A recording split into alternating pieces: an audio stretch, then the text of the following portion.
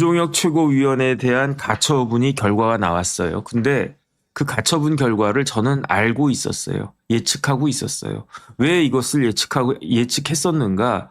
그 기억을 환기시켜 드리면 배현진 의원, 서울시당 위원장, 국민의힘 서울시당 위원장인 배현진 의원에 대한 가처분이 결론이 3월 6일 날 있었습니다. 3월 6일 날 그날도 금요일이었죠. 왜냐하면 오늘이 20일인데 3월 6일이면은 20에서 6을 빼면 14니까 2주 전이란 이야기였어요.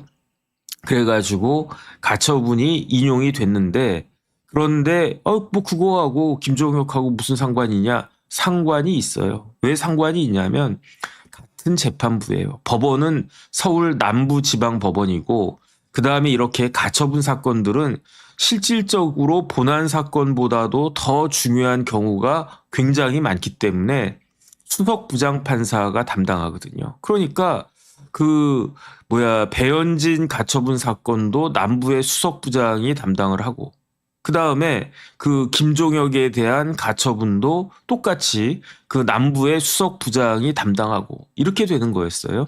근데 제가 지난번에 말씀을 드렸지만 그 배현진 의원에 대해서 가처분 인용됐을 때 뭐 이런저런 제가 말씀을 드렸었죠. 근데 그때 왜 김종혁 최고에 대한 가처분은 같은 날 3월 6일 날 결론이 나오지 않았는가? 그건 뭐냐면요. 제 생각에는 국민의힘 윤리위원회에서 주장을 했었을 것 같은데 판사님 시간을 좀 주십시오 이렇게 이야기한 거예요. 배현진에 대해서는 더 이상 할 게 없는데 김종혁에 대해서는 우리가 뭐라도 좀 낼게 자료가 있고 뭐라도 낼 추가 서면이 있습니다. 그렇게 국민의힘 측에서 주장을 했었을 것 같아요. 아니면은 김종혁 최고 측에서 주장을 했을 수도 있는데 제 생각에는 국민의힘이 아닐까 저는 그렇게 추측이 됩니다. 그래가지고 그래요? 그러니까 남부지법의 수석 부장판사가 김종혁 그 사건과 관련해서는 당사자 중에 하나가 추가로 제출할 게 있습니다. 그러니까 부장 재판장이 뭐라고 그랬냐면 그래요? 3월 6일 날 그러면은 내세요 이렇게 이야기했어. 언제까지 내냐면 3월 13일까지 내세요. 지난주 금요일까지 내세요. 이렇게 이야기한 거예요. 그러니까 김종혁 최고 측에서도 냈을 수 있고 그다음에 국민의힘 측에서도 냈었을 것 같은데 지난주 금요일까지 또는 금요일 날 냈을 거예요. 뭐 쭉 냈는데 그게 어떠했다? 대세에는 지장이 없었다. 원래대로 하면 3월 6일에 배현진과 김종혁에 대한 가처분이 똑같이 인용으로 결정이 나왔어야 됐는데 그런데 이제 변호사를 딱 하다 보면 느낌이라고 하는 게 있지 않습니까? 한 번을 만나도 느낌이 중요해. 나는 그렇게 생각합니다. 그런데 딱 보니까 저 재판장이 우리한테 불리할 것 같아. 그럼 어떻게 합니까? 불리하다고 느끼는 쪽에서는 한 번이라도 시간을 더 질질 끌고 싶은 게 인지상정이란 말이에요. 그래서 저는 어떤 생각하냐면 제가 더 이상 우리가 낼 게 있습니다라고 국민의힘 측에서 이야기하지 않았을까. 그런 추측이 드는 거예요. 그래가지고 13일까지 추가 서면을 갖다 냈는데 그런데 그럼에도 불구하고 남부지법 수석 부장판사는 국민의힘이 개판이다라고 생각한 거예요. 그래서 배현진 때에도 이게 말이 되느냐. 단순히 당원 자격 1년 정지에 그치는 게 아니고 서울시당 대의원들의 투표로 선출된 그런 위원장을 어떻게 이런 식으로 쫓아낼 수가 있느냐. 말도 안 된다. 그러니까 배현진 가처분 인용 이렇게 됐단 말이에요. 그런데 김종혁은 어떻습니까? 김종혁이 당원권 정지 1년입니까? 배현진은 당원권 정지 1년이었어요. 근데 김종혁은 뭐였습니까? 실질적으로 제명인 탈당 권유예요. 탈당 권유? 권유 안 받으면 되지. 권유 안 받으면 어떻게 됩니까? 권유 안 받으면 탈당 권유라고 하는 건 언제까지 나가라. 말이 권유지 이거는 명령이거든요. 그런데 탈당 명령을 받았는데 나가지 않는다? 그럼 어떻게 되느냐? 자동 제명이 되는 거예요. 그런데 배현진은 사유가 뭣도 있고 뭐 심지어 이렇게 초상권 침해다 사유가 우르르 여러 개가 있었어요. 그런데 김종혁에 대한 징계 사유는요 딱 하나예요. 어떤 거냐면 품위 유지 및 직무 수행 의무 위반인데 김종혁이 어떤 행동을 했길래 이렇게 실질적인 제명을 당한 그런 어마어마한 일을 저질렀느냐. 보면 뭐냐면요. 장동혁 대표하고 일부 당원들한테 뭐라고 이야기했느냐. 망상 바이러스에 감염됐습니다. 그 다음에 이렇게 행동하는 것은 파시스트 적입니다. 파시스트라고 하지도 않았어요. 장동혁은 히틀러다 이런 이야기 하지 않았고요. 장동혁은 무솔린이다. 장동혁은 스탈린이다. 이런 이야기 하지도 않았어요.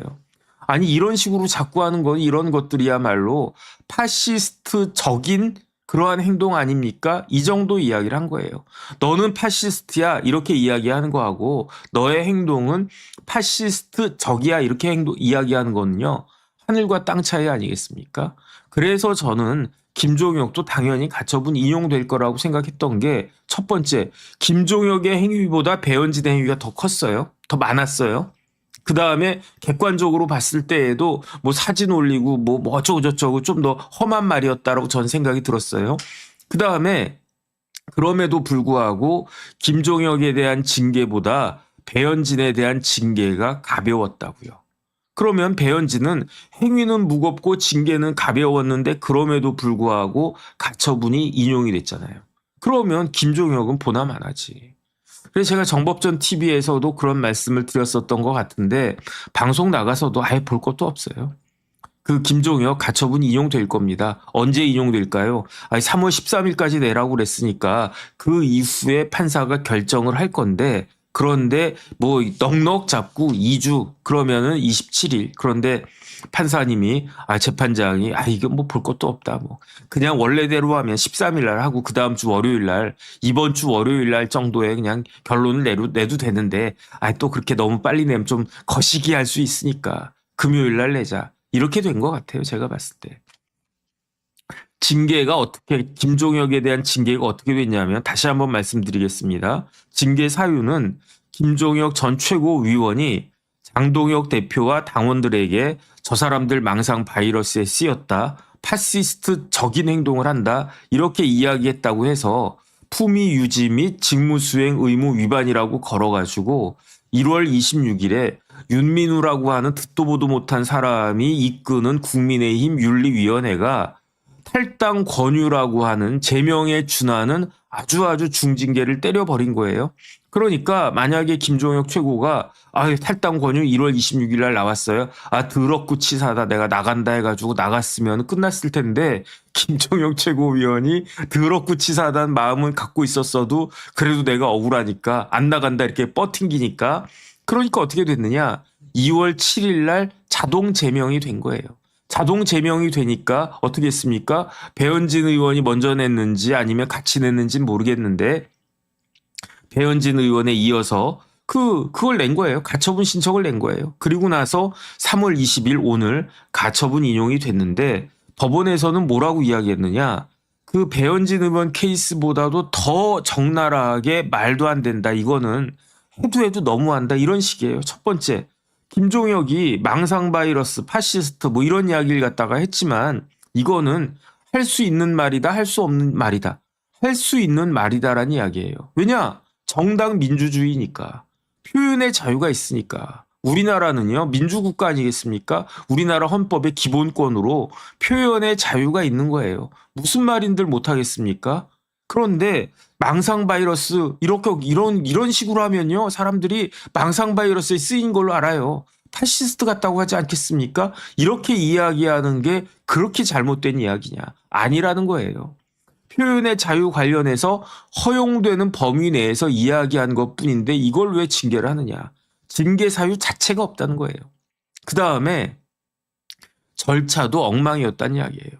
그 징계 절차 관련해서도 중대한 하자가 있었다. 그 다음에 그 징계 결과가 뭡니까? 뭐 단순히 너 주의 아니면 당원권 정지 뭐 1개월 이게 아니라 탈당 권유 이퀄 제명 아니겠습니까? 탈당 권유야 뭐 이렇게 한동훈하고 좀 급을 낮춰야 되니까 한동훈은 당대표니까 제명. 근데 장동혁이 아니라 김종혁은 그러고 보니까 이름에 혁이 들어가 있네. 장동혁도 혁이 들어가 있고 김종혁도 혁이 들어가 있고 정혁진도 혁이 들어가 있는데 장동혁하고 김종혁은 혁이 뒤에 들어가 있고 정혁진은 혁이 가운데 들어가 있네요. 뭐 쓸데없는 이야기입니다.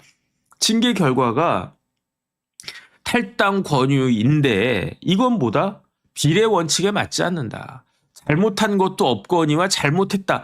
그 판사가 그 남부지법의 수석 부장 판사가 권성수 부장이 좋아 내가 그 백보 양보했어. 그래서 아이 그래 뭐 망상 바이러스 이런 이야기 좋은 말은 아니지. 파시스트 적 이것도 좋은 말은 아니지. 그래 그러면 뭐 징계할 수 있다고 쳐. 뭐 정당의 자율성 운운하면서 그래 인정을 해줄게. 라고 해도 백보 양보해도 이 정도 사안 가지고는 경고나 주의나 뭐 이 정도로 끝났어야지 이거 가지고 사람을 갖다가 잘라?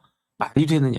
이거는 비례 원칙에 반하고 그렇기 때문에 재량권을 남용하는 거고 그렇기 때문에 회복할 수 없는 손해가 그 누구야 김종혁에게 발생할 수 있다.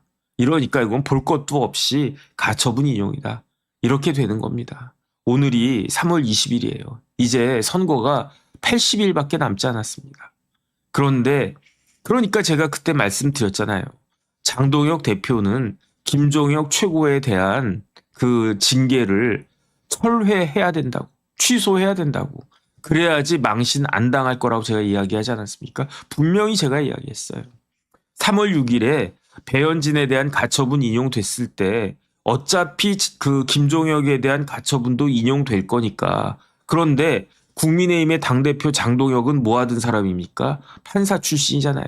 부장판사 출신이 알면서도 윤민우라고 하는 사람을 조종을 했는지 아니면 윤민우가 이끄는 그 윤리위원회가 독자적으로 했는지 그건 모르겠지만 만약에 장동혁 장동혁 그 부장판사가 이 사건을 맡았다라고 하면 그러면 정당의 자율성이야 그러면서 이런 징계도 뭐 어쩔 수 없어 법원은 뭐 관여하지 말아야 돼 그냥 기각 이렇게 했겠냐고요. 양심의 손을 얹고 생각을 해보세요.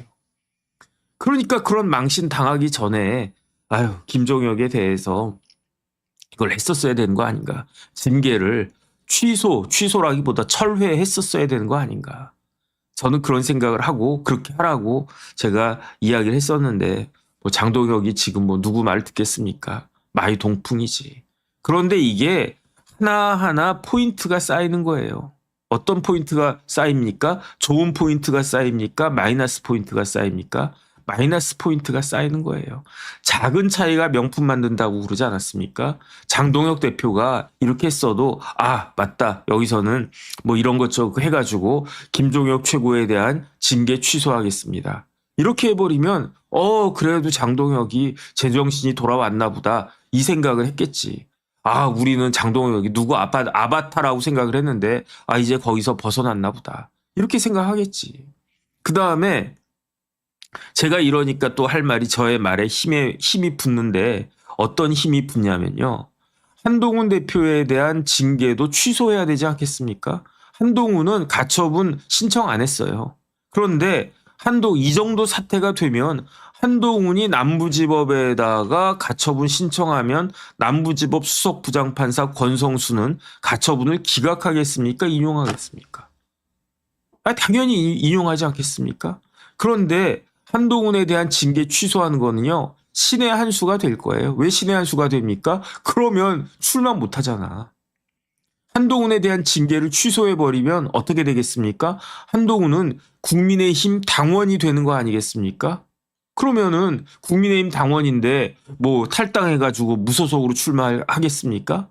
지금 지금 무소속으로 출마하는 게 모양이 훨씬 낫지.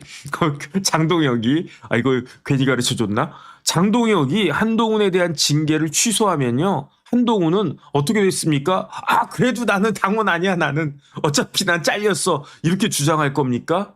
아니야. 저 취소했으니까 소급해서 무효야. 그러니까 당신 그냥 빨리빨리 그거 해. 들어와.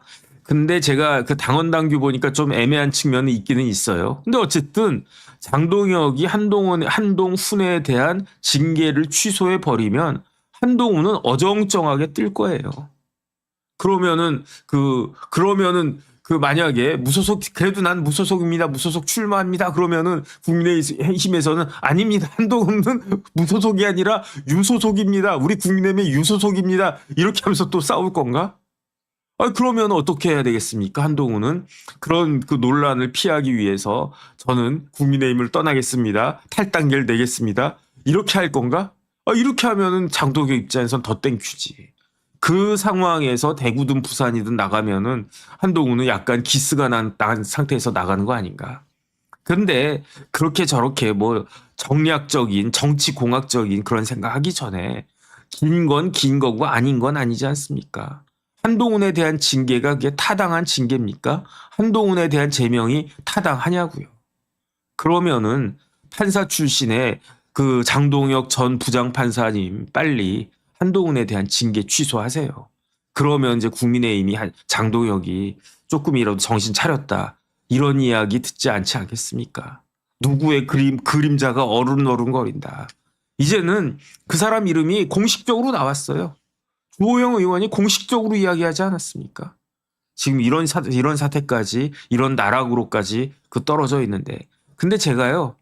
그런 이야기도 들었어요. 오늘 제가 이제 방송한다고 저기 국민의힘이 아니라 TV조선 그 광화문에 그 점심 먹고 시간이 비어가지고 원래대로 하면 점심 먹고 스튜디오 왔다가 뭐 정법전 TV하고 또 가고 막 그래야 되는데 그게 힘들어. 귀찮아. 그 다음에 이제 제 나이가 되니까 제가 운전해서 갔다가 또 왔다가 그 다음에 어떤 또 두려움이 있었냐면은 야 BTS 뭐 암인지 뭔지 막 그러다가 차가 잘 뭐 이렇게 안 빠지고 막히고 그러면 또 방송 늦을 수 있으니까 그냥 그 동네에서 이렇게 뭐 놀다가 뭐 이런저런 사람들 만나서 이야기 들었는데 심지어 장동혁 뒤에 뭐 어떤 종교단체가 있는 거 아니냐 이런 이야기까지 나오고 있어요. 뭐 이 정도 이야기까지 나오면 뭐 거의 뭐 끝장 아니겠습니까? 그래서 제가 봤을 때 제가 분명히 말씀드렸어요. 김종혁 가처분 인용된다고.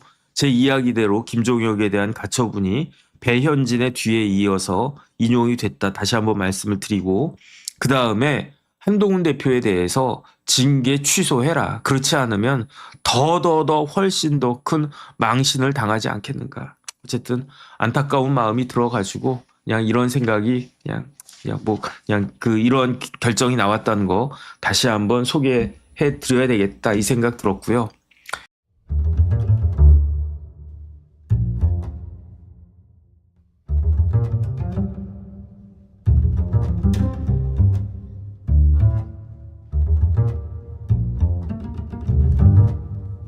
오늘 좀 이상한 얘기를 해보려고 합니다. 보통 정치 싸움하면 당 대 당으로 싸우잖아요. 그런데 이번엔 한 정당, 그 안에서 벌어지는 아주 치열한 싸움에 대한 이야기입니다. 아니, 상식적으로 이해가 잘 안 가죠. 자기 편을, 그것도 제일 잘 나가는 유력 후보를 공격하다니 자기 얼굴에 침 뱉기 아닌가요? 그런데 여기에는요, 다 이유가 있습니다. 지금부터 그 속내를 한번 같이 들여다보겠습니다. 자, 서울시장 선거가 이제 80일도 채 안 남았습니다. 민주당에서 지금 지지율이 제일 높은 후보가 바로 정원으로 구청장인데요. 그런데 이 정 구청장이 지금 누구한테 가장 혹독한 비판을 받고 있냐면요. 바로 같은 당의 박주민 의원입니다. 박주민 의원이 한 말 좀 보세요. 도이치모터스 행사 참석하고 후원 받는 거 난 이해 못하겠다. 이거 더러운 손 잡는 거다. 와, 정말 세게 말했죠? 당의 핵심 가치를 배신했다는 건데 대체 이게 다 무슨 일일까요? 이 공격의 딱 한가운데에는 바로 돈이 있습니다. 구체적으로는 도이치모터스라는 회사에서 받은 후원금이죠. 아시죠? 온 나라를 시끄럽게 했던 바로 그 주가 조작 스캔들의 중심에 있던 회사 말입니다. 근데 이게 진짜 재미있는 지점이에요. 민주당이 그동안 정부 비판할 때 전가의 보도처럼 썼던 구호가 바로 이체 양명주거든요. 여기서 주가 바로 이 도이치모터스 주가 조작 사건입니다. 그러니까 자기들이 그렇게 비판하던 그 문제로 자기 당 후보를 공격하는 거니까 이게 얼마나 강력한 무기가 되겠어요? 정원호 구청장 측은 아니, 이거 우리 구청으로 직접 받은 돈 아니다. 모금회를 통해서 들어온 거다. 이렇게 선을 그었어요. 그랬더니 박주민 의원이 바로 사진 한 장을 딱 공개합니다. 행사 현수막에 떡하니 후원 성동구청이라고 쓰여있는 사진이죠. 이걸로 정 구청장의 해명이 사실을 흐리고 있다는 식으로 맞받아친 겁니다. 자, 여기서 이제 진짜 궁금한 게 나오죠. 아니 이렇게 집안 싸움을 하면 당 전체에 좋을 게 하나도 없는데 박 의원은 대체 왜 이러는 걸까요? 보통은 똘똘 뭉쳐서 바깥의 적이랑 싸워야 하는 거 아닌가요? 뭐가 달라진 거죠? 이 공격의 진짜 이유는요. 이 후원금 논란 그 자체가 아닙니다.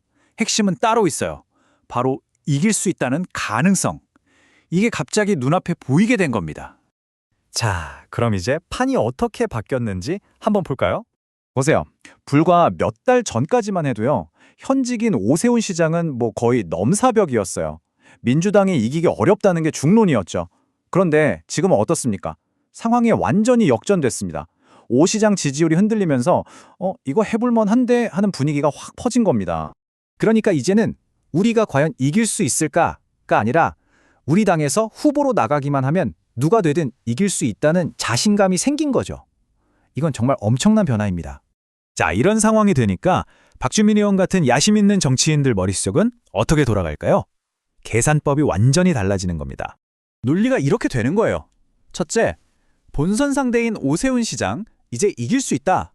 둘째, 그럼 우리 당 후보는 누가 되든 당선될 가능성이 높다. 셋째, 그럼 진짜 중요한 선거는 본선이 아니라 우리 당 경선이네? 넷째, 내가 시장이 되려면 다른 당 후보가 아니라 내 옆에 있는 정원호부터 이겨야 한다. 이렇게 되는 거죠. 딱 이런 생각인 겁니다. 정원호가 이길 수 있는 선거면 나라고 못 이길 거 없지. 일단 정원호부터 끌어내리자. 이게 바로 이번 공격의 속내인 거죠. 당을 위한 비판이 아니라 철저히 나를 위한 공격인 셈입니다. 근데 여기서 끝이 아닙니다. 이 싸움 뒤에는 더 복잡한 그림이 있어요. 바로 민주당 내부의 계파 싸움이죠. 지금 정원호 구청장은 당의 주류, 그러니까 이재명 대표 쪽 사람으로 분류돼요. 소위 친명이죠. 그런데 박주민 의원이 여기에 맞서려면 혼자 힘으로는 좀 부족하잖아요. 그래서 최근에 떠오르는 친조국계의 지지를 등에 업고 대항마로 나서려는 거 아니냐, 이런 분석이 나오는 겁니다. 결국 서울시장 경선이 이재명 대 조국, 이 두 거물의 대리전 양상으로까지 번질 수 있다는 거죠. 자, 정리해볼까요? 처음엔 같은 당 동료를 왜 저렇게 세게 공격하나 이상했죠. 표면적인 이유는 덜어온 돈이었지만 진짜 이유는 판이 바뀌었기 때문이었습니다. 현직 시장이 약해지면서 민주당 경선이 곧 본선이 되어보는 거죠. 결국 이 모든 공격은 서울시장으로 많은 티켓을 손에 쥐기 위한 아주 치밀한 정치적 한수였던 겁니다. 정말 흥미로운 정치 공학이죠. 여기서 마지막 질문을 하나 던져봅니다. 이렇게 내부 경선이 곧 결승전이 되어버릴 때 과연 진정한 승자는 누구일까요? 이런 치열한 집안 싸움이 더 강하고 경쟁력 있는 후보를 만들어낼까요? 아니면 서로에게 너무 깊은 상처만 남겨서 정작 본선에서는 힘을 못 쓰게 만들까요? 앞으로의 선거 과정 바로 이 점을 지켜보시면 더 재밌을 겁니다.